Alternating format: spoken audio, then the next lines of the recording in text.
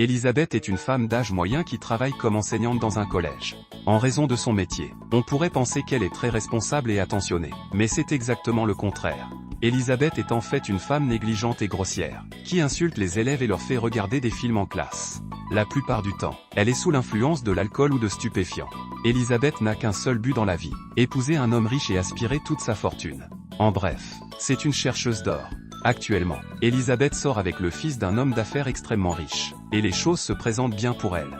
Un jour, elle quitte avec arrogance son travail à l'école, car elle n'a plus besoin d'emploi. Cependant, lorsqu'elle rentre chez elle, elle découvre son petit ami et sa mère qui l'attendent. Dans une tournure d'événements choquante, le garçon dit qu'il ne veut plus l'épouser. Il a enfin compris qu'Elisabeth ne s'intéresse qu'à son argent et à rien d'autre. Tous ces mois, elle a volé de l'argent dans son portefeuille, dans son bureau et même dans la chambre de sa mère pour s'acheter des choses coûteuses. Elisabeth tente de lui expliquer que ce n'est pas le cas, mais il ne l'écoute pas et part en colère. Elisabeth se retrouve alors dans une situation délicate. Non seulement son rêve de devenir riche s'est brisé, mais elle se retrouve sans emploi. Pendant quelques mois, Elisabeth cherche du travail. Mais comme elle n'a pas beaucoup de talent, personne ne l'engage. Finalement, elle ravale sa fierté et rejoint ses anciens employeurs. Le collège. Le premier jour, elle tombe sur son ancien ennemi, Amy Skirrel, et toutes deux s'échangent des insultes. Il est évident qu'elles se détestent toutes les deux avec passion. Après cela, Elisabeth se rend dans sa classe, où les élèves sont ravis de la retrouver. Mais elle s'en moque éperdument. Elle ne leur donne même pas de cours et commence à prendre son petit déjeuner sur place. Lorsque les élèves commencent à réclamer un nouveau cours, elle allume la télévision et leur fait regarder Stand and Deliver en leur disant que cela les aidera à améliorer leurs notes. Après cela, elle se couvre le visage avec sa veste et s'endort dans la classe. Pendant la pause déjeuner, Elisabeth se réconcilie avec sa seule amie à l'école, Lynn, qui est aussi une collègue enseignante. Elles discutent de leur vie respective et Elisabeth révèle qu'elle a l'intention de subir une opération de chirurgie mammaire pour devenir plus belle et attirer les hommes riches. Pendant ce temps, on nous présente le professeur de gymnastique de l'école, Russell. Depuis le début, il a le béguin pour Elisabeth, mais elle ne l'intéresse jamais. C'est parce qu'il n'a pas la seule qualité qu'elle recherche chez les hommes, être riche. Un jour, un beau garçon nommé Scott rejoint l'école en tant que professeur remplaçant, et lorsqu'Elisabeth apprend qu'il est riche, elle commence immédiatement à l'approcher. Au moment opportun, elle le croise et se présente. Elle lui fait alors habilement révéler son statut relationnel, qui s'avère être célibataire. Scott explique qu'il a récemment rompu avec sa petite amie et montre même une photo d'elle.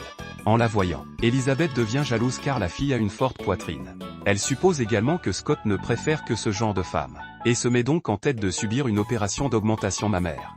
Dans la scène suivante, Elisabeth se rend dans une clinique et se prépare à remplir le formulaire pour l'opération. Mais lorsqu'elle apprend que l'opération lui coûtera la somme astronomique de $9000, elle s'arrête immédiatement.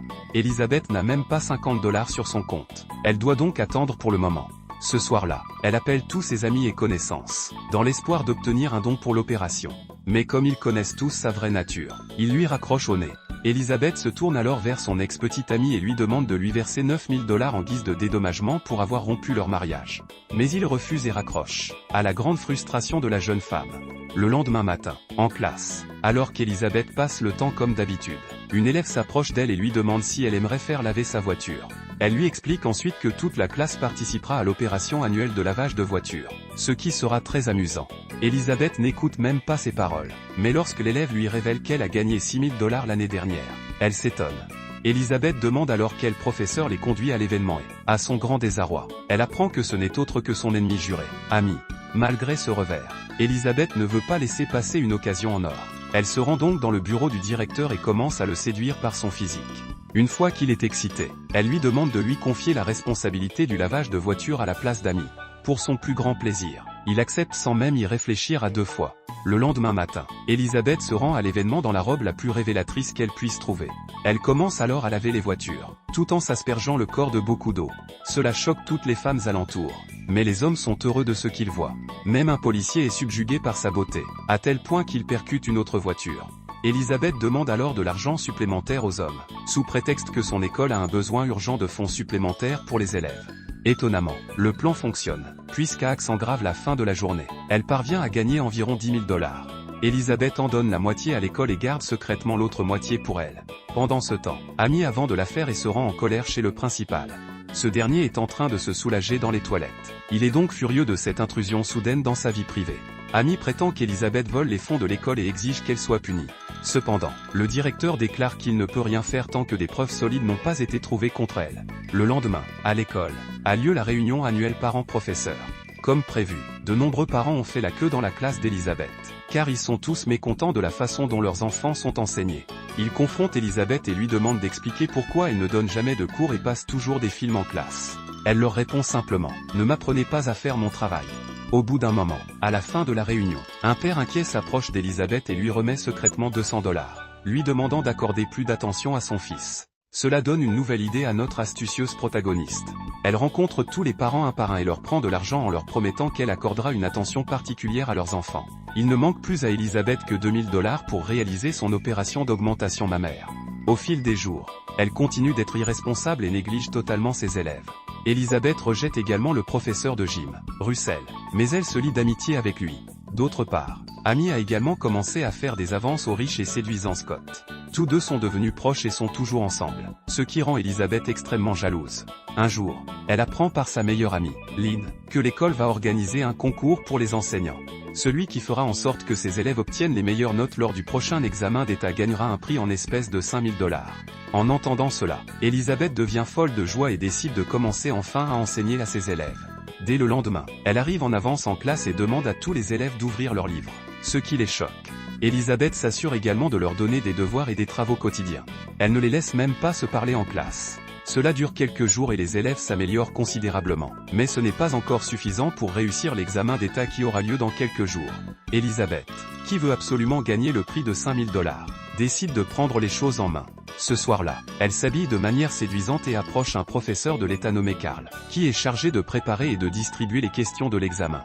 Le plan fonctionne et l'homme est immédiatement excité et l'emmène chez lui.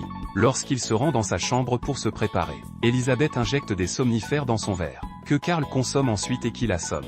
Profitant de l'occasion, Elisabeth lui vole les questions et les donne à ses élèves. La semaine suivante, les résultats du test sont publiés et tous ses élèves obtiennent des notes exemplaires, ce qui la rend victorieuse. Elisabeth remporte le prix de $5000, ce qui lui permet enfin de disposer de suffisamment d'argent pour se faire opérer. Sans perdre de temps, elle se rend à la clinique et prend rendez-vous. Cependant, le lendemain, elle est déçue d'apprendre que Scott a commencé à sortir avec Amy. Ils semblent être profondément amoureux l'un de l'autre. Elisabeth est furieuse que ses plans soient une fois de plus contrecarrés par son ennemi juré, mais elle n'est pas prête à abandonner. La semaine suivante, l'école emmène tous les élèves en visite, et les responsables sont Scott et Amy. Lorsqu'Elisabeth l'apprend, elle élabore un plan astucieux. Elle injecte un produit chimique dans une pomme et la laisse sur le bureau d'Amy, sachant qu'elle aime beaucoup ce fruit.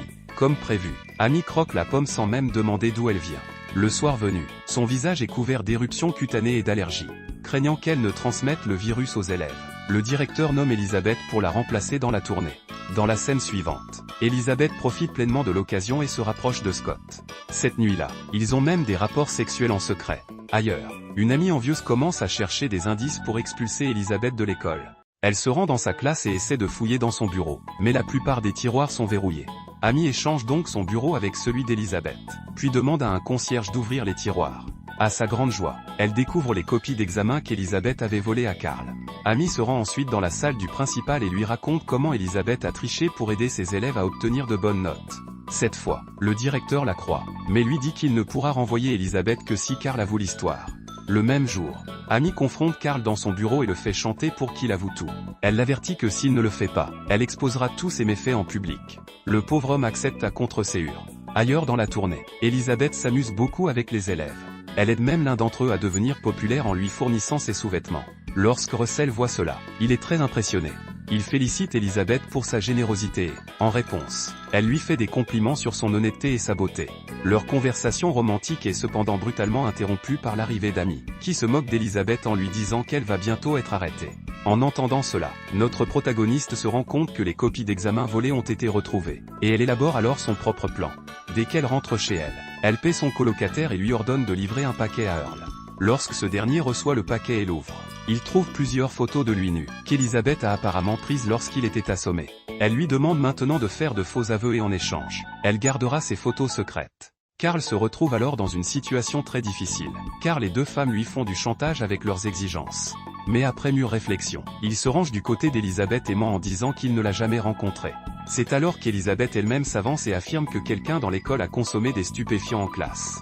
Elle révèle alors qu'elle a déjà découvert qu'Amy avait changé de bureau en son absence. alors que le tiroir du bas contient les copies d'examen. Celui du haut contient des narcotiques. Ce tiroir est toujours fermé et Amy n'a aucune idée de ce qu'il contient.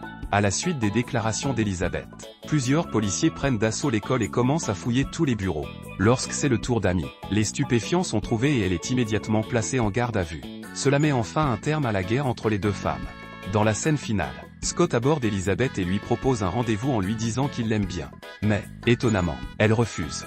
Elizabeth dit qu'elle a déjà quelqu'un dans sa vie, qui est intelligent, attentionné et beau. Elle se tourne alors vers Russell et l'embrasse passionnément, ce qui marque le début de leur relation. Elizabeth annule également son opération d'augmentation mammaire, car elle n'est plus intéressée par les hommes riches. À la fin du film, Elizabeth promet d'être une enseignante sérieuse et d'aider tous ses élèves à obtenir d'excellentes notes à partir de maintenant.